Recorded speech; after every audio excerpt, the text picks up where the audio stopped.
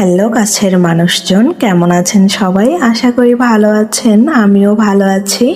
অনেক দিন হয়ে অ্যালোভেরা গাছগুলোর কোনো যত্ন নেওয়া হয় না।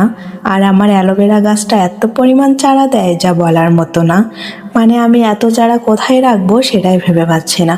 চিন্তা করলাম গাছের গোড়ার মাটিগুলো একটু আলগা করে দেব, কিন্তু আমি কিছুই খুঁজে পাচ্ছিলাম না। অবশেষে একটা কাঠি পেলাম, সেটা দেখেন মাটি খোঁচাতে গিয়ে ভেঙে যাচ্ছে। কি একটা অবস্থা! তারপর একটা জিনিস দেখে আমি তো পুরোই অবাক হয়ে গেছি।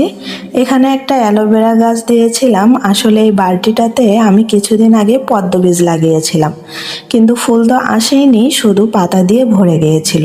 পরে আমি সেগুলো তুলে ফেলে অ্যালোভেরার চারা লাগিয়েছিলাম, কিন্তু আবার হঠাৎ করে দেখছি নতুন করে পদ্ম পাতা দেখা যাচ্ছে।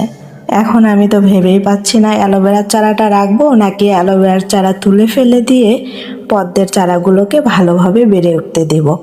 আসলে আমি গাছ লাগাতে ভালোবাসি, তারপরেও গাছের জন্য কোনটা ভালো তেমন একটা জানি না।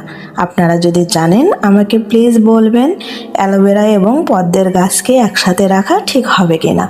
আজকে আসি, দেখা হবে আরেকটি ভিডিওতে। Bye bye.